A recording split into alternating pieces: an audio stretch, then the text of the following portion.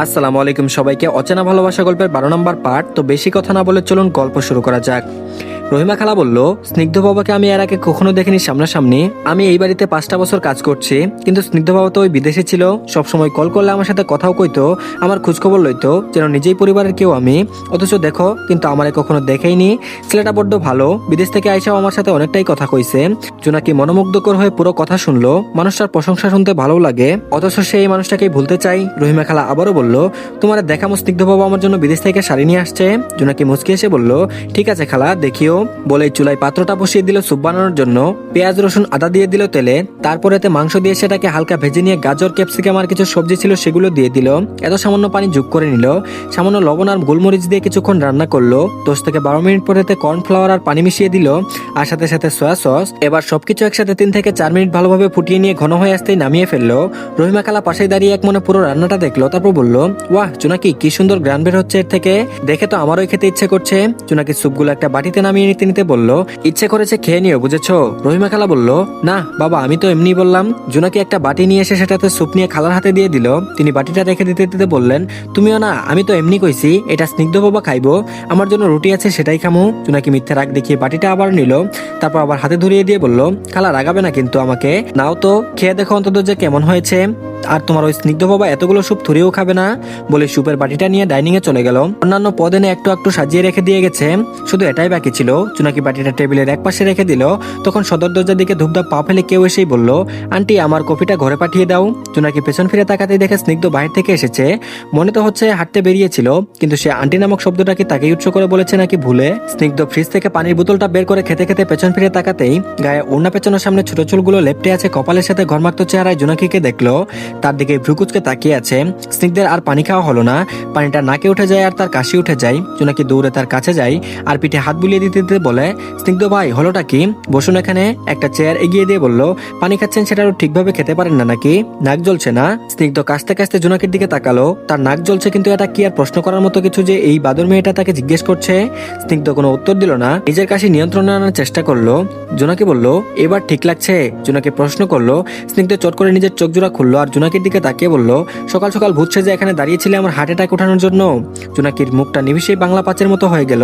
সে সুন্দর করে কথা বললো আর এই লোকটা তাকে অপমান করছে। জোনাকি নিজের দিকে তাকালো আর অন্যদিকে ফিরে তাড়াতাড়ি করে নিজের পেছনে ওড়নাটাকে খুলে ঘুমটা দিয়ে দিল। স্নিগ্ধের দিকে ফিরে তার দিকে তাকিয়ে বলল, স্নিগ্ধ ভাই এমন করছেন কেন? আমি জানতাম নাকি যে আপনি হুট করে এসে যাবেন এখানে, আবার হার্ট অ্যাটাক করে ফেলবেন? কিছুটা ব্যঙ্গ করেই বলল জোনাকি।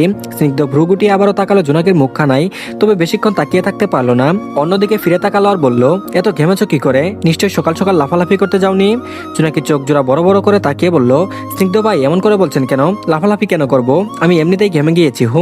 বলে পাকের ঘরের দিকে চলে গেল। স্নিগ্ধ সেদিকে একবার তাকালো আর জোরে জোরে বলল, আমার রুমে এসো ব্ল্যাক কফি নিয়ে। বলে সে সেখান থেকে চলে গেল। জোনাকি শুনলো কথাটা, তবে প্রত্যুত্তর করলো না। পাকের ঘরে গিয়ে দেখলো রহিমা খালা ব্ল্যাক কফি বানানোর জন্য পানি বসিয়ে দিয়েছে। তার মানে রহিমা খালা শুনেছে, কিন্তু তিনি জাননি কেন সেখানে? তারপর বলল, খালা তুমি শুনেছো কফি বানাতে বলেছে যে? রহিমা বলল, হ্যাঁ শুনলাম তো মাত্র, দাঁড়াও আমি বানিয়ে দিচ্ছি, তুমি এটা দিয়ে আসো স্নিগ্ধ বাবাকে। জোনাকি বলল, আমি কেন যাব? রহিমা বলল, স্নিগ্ধ বাবাই তো মাত্র বললো তোমাকে নিয়ে যেতে। জোনাকি বলল, না না খালা, আমি যাব না, তুমি যাও। রহিমা খালা বলল, আমি কিভাবে যাব? সিঁড়ি বেয়ে উঠতে পারি না, পাটায় ভর দিয়ে সিঁড়ি বেয়ে উপরে উঠতে কষ্ট হয়, তারপরও মাঝে মধ্যে না যাইয়া পারি না। জোনাকি বলল, ও আচ্ছা, তাহলে অন্য কাউকে পাঠিয়ে দাও, আমি যেতে পারবো না ওনার ঘরে। রহিমা খালা বলল, কেউ নেই তো এখন। বলতে বলতে তিনি মগে পানিটুকু ঢেলে নিলেন আর সেটা ভালোভাবে অন্যান্য উপকরণের সাথে মিশিয়ে জোনাকির হাতে ধরিয়ে দিয়ে বললেন, যাও জোনাকি, স্নিগ্ধ বাবা গোসল করে কফি খাইবো, তারপর নাস্তা, না পাইলে চিল্লাইবো আবার। জোনাকি চুপসে যাওয়া মুখ নিয়ে বেরিয়ে এলো পাকের ঘর থেকে। স্নিগ্ধ তাকে হঠাৎ নিজের ঘরে ডাকলো কেন? সিঁড়ি বেয়ে আনমনে উঠলো। স্নিগ্ধের ঘরের সামনে গিয়ে দাঁড়াতেই দেখলো দরজাটা খোলাই আছে, তবে চাপিয়ে দেওয়া। সে আবারও আশেপাশে তাকালো, যদি কাউকে পাওয়া যায় আর সে বেঁচে যায় এই গুহায় যাওয়ার থেকে, কিন্তু কাউকে পেল না সে। জোনাকি ধীরে ধীরে দরজাটা খুলে উকি দিল ঘরের ভেতরে।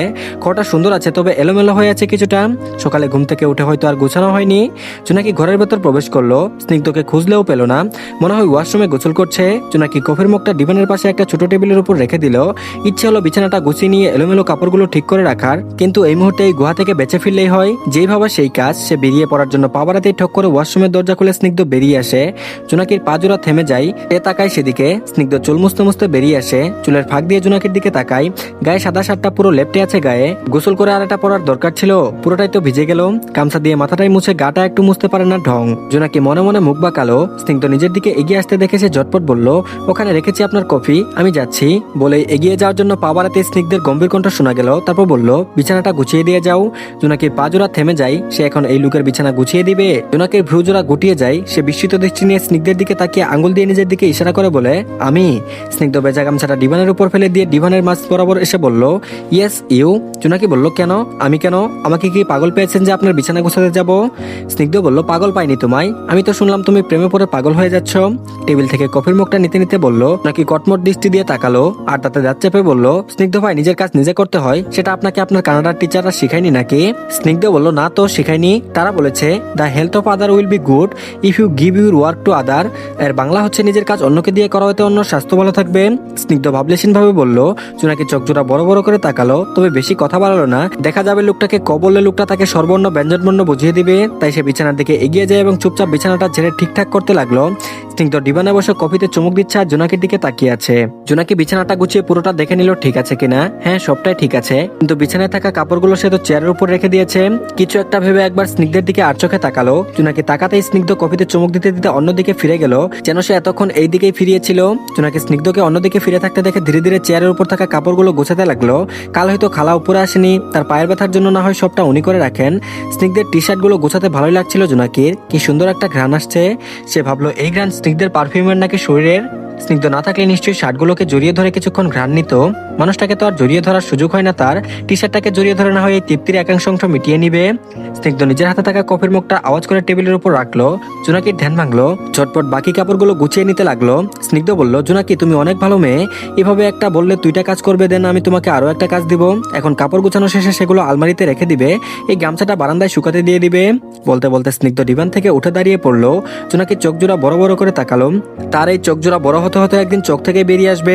সে দাঁতে দাঁত চেপে বলল, স্নিগ্ধ ভাই, আপনি তো দেখছি খুব লাভের লোভী মানুষ। স্নিগ্ধ আলমারিটা খুলে সেখানে থাকা শার্টগুলো থেকে একটা ধূসর রঙের শার্ট বের করে সেটা এক হাতে নিয়ে জোনাকির দিকে তাকালো আর বলল, হ্যাঁ, ভালোবাসার প্রতি আমার অনেক লোভ। You are right. জোনাকি বুঝলো এই লোকটাকে যেটাই বলবে সেটাই পেঁচার মতো পেঁচিয়ে ফেলবে।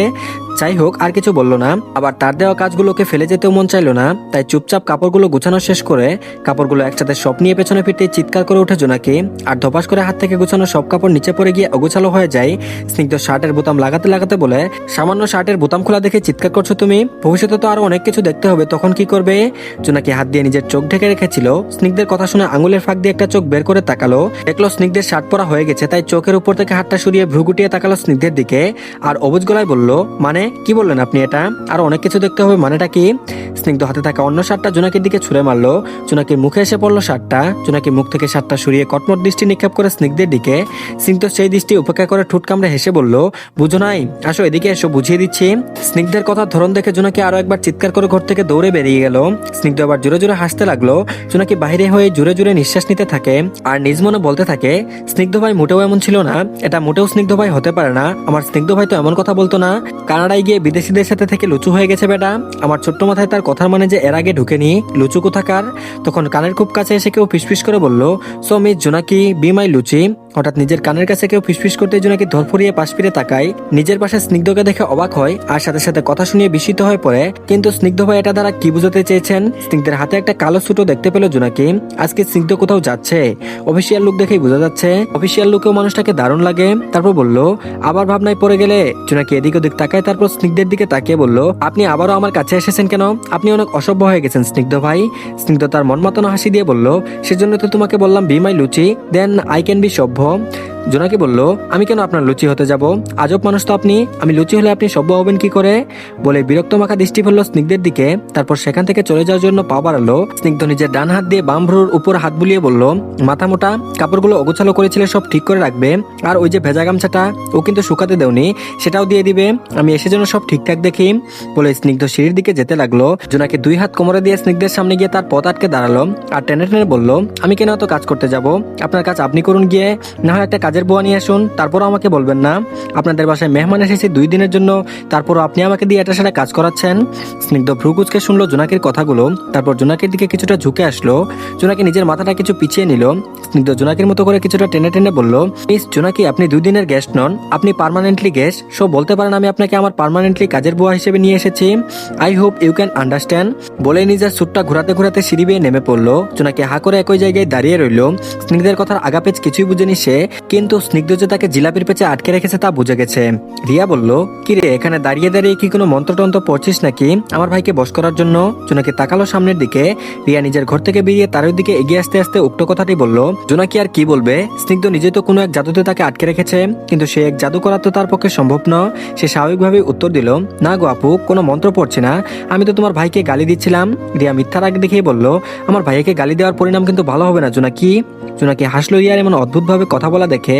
জোনাকি বলল, ভাই আর বোন আপনি খুব ভয়ানক, আমি ভয় পেয়ে গেছি, এখন প্লিজ আমাকে শাস্তি দিবেন না। রিয়া হাসতে হাসতে জোনাকির কাঁধে হাত দিয়ে বলল, থাক, মাফ করে দিলাম, ভাইয়ারও তো একমাত্র বউ হবি, শুধু শুধু শাস্তি দিলে দেখা যাবে তুই আমাকে এই ঘরেই আসতে দিবি না। জোনাকির দৃষ্টি পরিবর্তন হলো, যেটা মানুষ খুব করে চায় অথচ সেটা হওয়ার নয়, আর একই জিনিস বা কথা তার সামনে দৃশ্যমান হয়, যেমন এটা যদি হতো তাহলে কেমন হতো, তখন কার সেই অনুভূতিটা কতটা কষ্টের তা বোঝানোর মতো না। ঠিক একই অনুভূতি হলো জোনাকির কাছে। এই যে এতক্ষণ স্নিগ্ধের সাথে থাকার পরও সে ভাবেনি যে স্নিগ্ধ তার নয়, তার হতে পারে না, কিন্তু এখন ভাবছে, খুব করে ভাবছে, হয়তোবা স্নিগ্ধকে এটা সেটা বলে রাগ দেখায়, কিন্তু সে জানে স্নিগ্ধের এই দুষ্টুমিগুলো তার ভীষণ ভালো লাগে। ইয়া বলল, কি হয়েছে, চল চল, খুব ক্ষুধা পেয়েছে। বলতে বলতে দুজন সিঁড়ি বেয়ে নিচে নেমে আসলো আর ডাইনিং রুমে চলে গেল। সেখানে মোটামুটি সকলেই উপস্থিত ছিল। জোনাকিকে দেখে উমা বলল, জোনাকি কোথায় ছিলে, তোমার ঘরে গিয়েছিলাম, তুমি ছিলে না। জোনাকি স্নিগ্ধের দিকে একবার তাকাই, সে চুপচাপ বসে স্যুপ খাচ্ছে, যেন কোনো কিছুতেই তার খেয়াল নেই। জোনাকি বলল, ভাবি ছাদে ছিলাম। উমা বলল, ও। দিয়া আর জোনাকি বসে পড়লো। তখন লিপি আসলেন আর জোনাকির পাশে গিয়ে দাঁড়িয়ে বললেন, জোনাকি, এতগুলো নাস্তা একা কি করে বানালি রে তুই? জোনাকি তাকালো লিপির দিকে, তার মনে হচ্ছিল রহিমা খালা বলে দিয়েছে। ইস, তার মনেই ছিল না কাউকে বলতে না করার কথা। সে ইনিবি নিয়ে বলল, আন্টি একা কই বানিয়েছি, খালাও তো ছিল। লিপি বলল, ওহ, তোকে কি কেউ বলেছে এসব করতে? জোনাকি বলল, না, কিন্তু ভালো লাগছিল না দেখে গিয়েছিলাম, আর খালা একা একা করছিল দেখে একটুখানি করেছি।